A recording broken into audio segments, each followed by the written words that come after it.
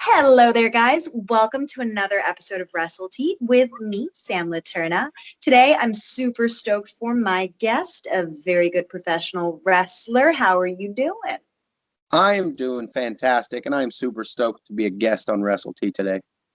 I wanted to have you on for a while, but I was waiting for the right time, and I feel like on the heels of the Cybernetico, with the premiere of Camp Leapfrog coming up, this is the perfect time.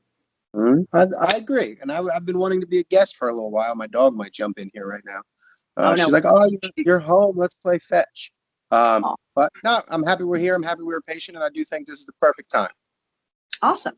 Well, in light of Camp Leapfrog premiering its Camp Leapfrog rendition of the Leapfrog series, have to cheaply plug this. Valentine's Day, 8 p.m. on IWTV. Y'all watch it.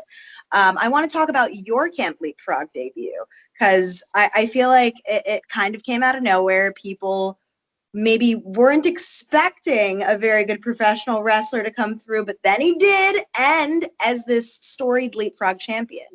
Because the fans didn't even know that we had a champion. It was kind of like that wrench that we threw into, this whole Leapfrog world. So how does it feel to be a champion at a promotion where so many of your students are thriving and getting to excel in their craft alongside you?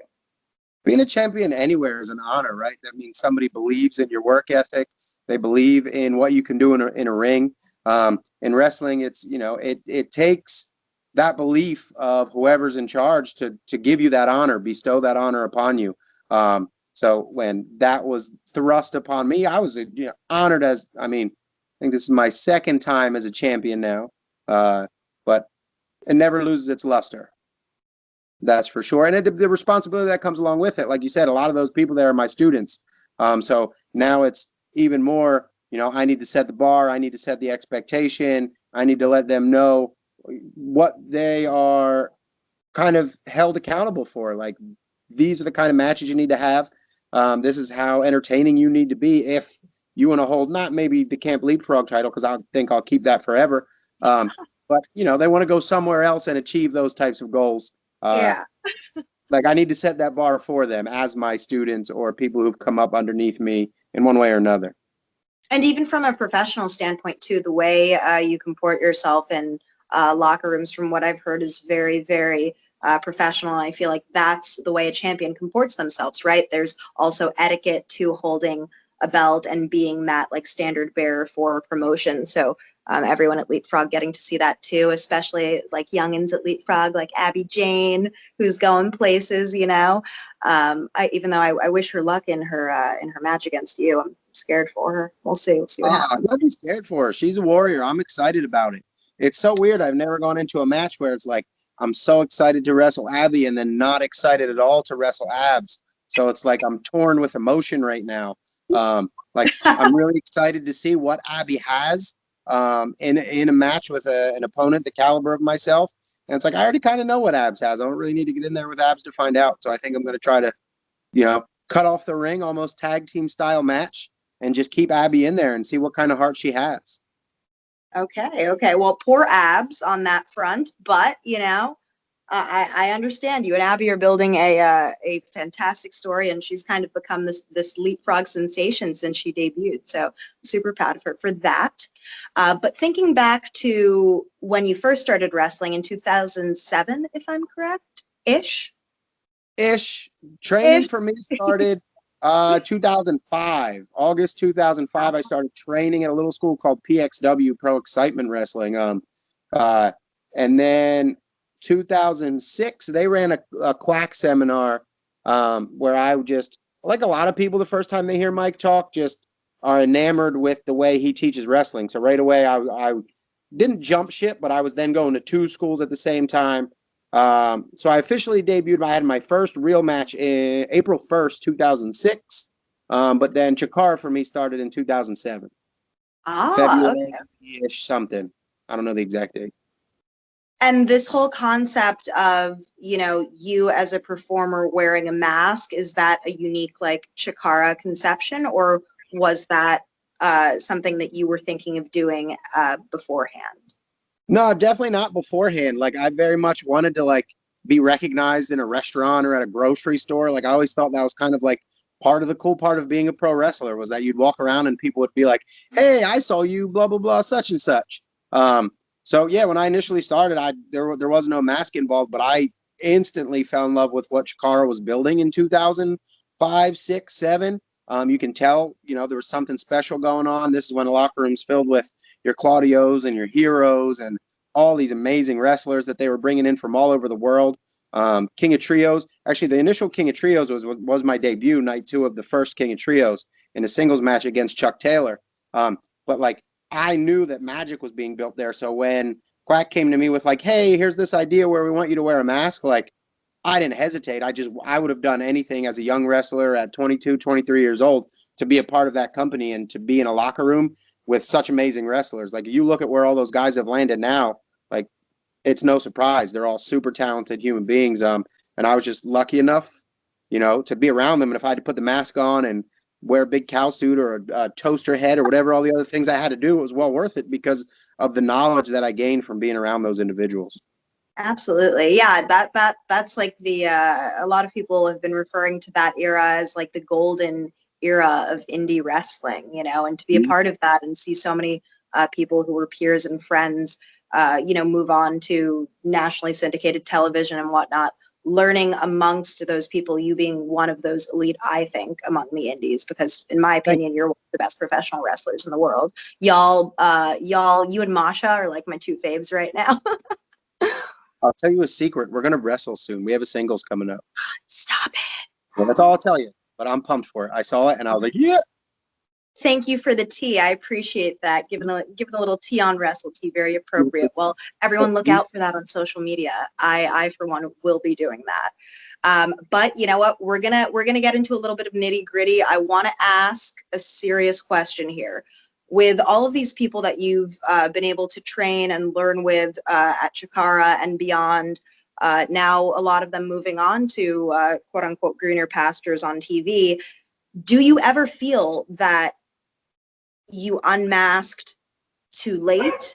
Do you have any regret about not unmasking earlier, or do you feel like 2019 when you did it was right time, right place? I would say, like, I wish it happened for me earlier. Like, the first time I had brought it up was probably like 2014-ish, and I was kind of like brushed aside, like, yeah, when the time's right. I think at the time I was just starting to be groomed as a more of a higher tier babyface. I was definitely one of the biggest baby faces in Chikara from like 2013 till I did lose my mask. But then like 2 or so years went by, nothing was said, and I was kind of like, hey, what's up? Like, I still want to do this. Like, I don't want to be this, uber yay babyface forever. And like I said, to go back to like just wanting to be recognized in places and wanting that recognition.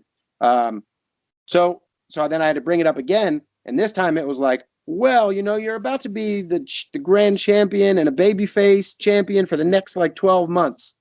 So you can have one or the other. And instantly I was like, I want to lose my mask and I want to be a bad guy. Like, as soon as, like, we talked about belts a little bit already, and it was like, as soon as you, as the promoter, told me I was going to get the belt, like, that's all I needed to hear. That was hey, you trust me enough to do this. I've done my job. I've worked my way up the ladder that high.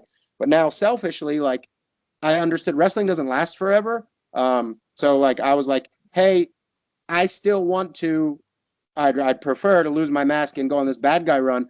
But definitely, like, coming up in Chikara, I knew I had to be patient for that to happen, because Quack stories don't just happen overnight. It's not like you walk in, you're like, hey, I want to do this thing on the next show. Like, that's not how it works.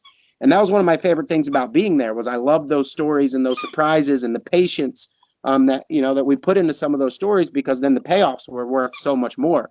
So like, I was totally willing to put that all in Quack's hands and just be like, hey, this is where I want to be, like, on your time. So do I wish it all happened a lot faster?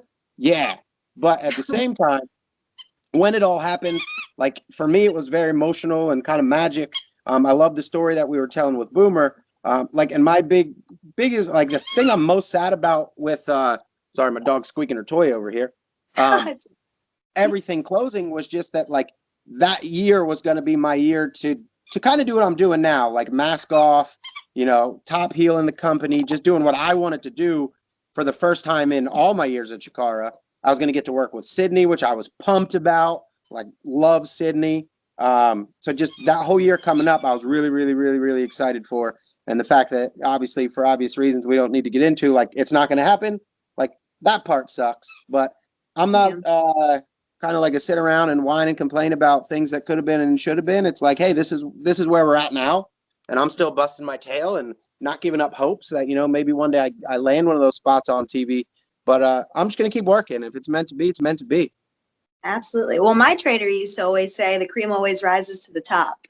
But I guess that's a debatable statement, and I feel like you are the cream of the crop in indie wrestling. So inevitably, all in due time, my friend. Yeah. We're making it happen. Slow and steady. Oh, yeah. But your transition to a very good professional wrestling seems like it's been a very seamless transition, like as though this was where you should have been perhaps at the time when you were discussing unmasking for the first time. So yeah, and now especially doing it kind of all on my own terms, I get to do it exactly how I want to. I don't have a boss. I don't have somebody kind of telling me a little bit or pointing me in a direction. And I'm loving it. I'm loving every second of it, and I'm excited to do more and more and more very good professional wrestling. what has been your single favorite match since morphing into a very good professional wrestler? My favorite one probably, and it's not the most entertaining match, but it's like I enjoy entertaining myself. So match 2 of Super 8, which most people I've talked to, that was their least favorite match of those 3 in the Super 8 tournament. But I loved it just because I went into that match and I was wrestling another guy who was a heel, and he's like, I don't know what we're going to do. And I'm like, bro, I got this. And I threw him in a headlock for about 7 minutes, and we just worked this headlock. And it was so simple, and it was so amazing. And like, he would get a little antsy, and he'd be like, come on, I'm going to fight up now. And I'm like, no, we're going to stay till these people cheer for you. Even though you were mean to them earlier tonight, I'm going to bore them into wanting you to win this match. And it worked like a charm, and I was just proud of myself. It's interesting that you say that you did a headlock for that long, because now it would be like sacrilege to do that at one of these like indie shows. You would think that the fans would turn against you. But in the same token, I'm kind of the belief that the wrestlers still run the show. So the audience has to fall in place. So that psychological tactic. Oh, amazing. Yeah. I was proud of myself for that. Not only that we did it, but it worked.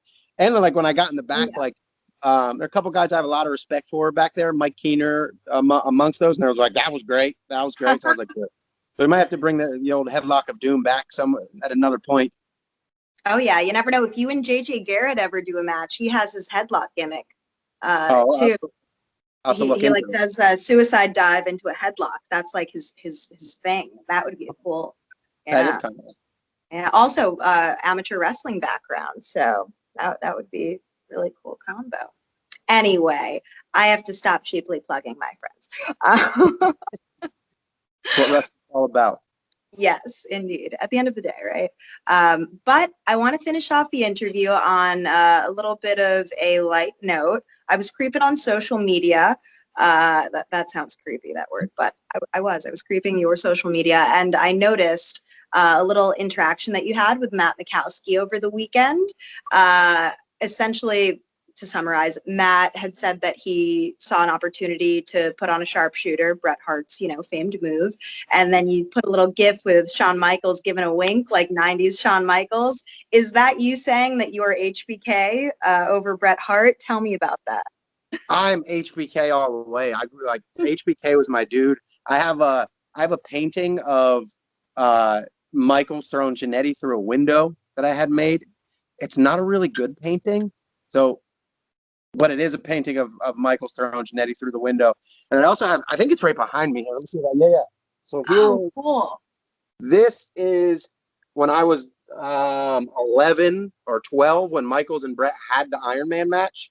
I spent all my allowance. So you had to order this before the match. So you didn't know who was going to win. So I want to say it was like $60. And then whoever won, they shipped it to you. So if Bret had won that match, I'd have been really mad. I just spent all my allowance. I think it was even more than my allowance, and my mom had to like loan me $15 for it. but it's like Michael signed it, and then it's got a piece of the canvas right here, and it's got a little write-up of what was going on. So yeah, definitely HBK is way better than Bret Hart. This is a joke.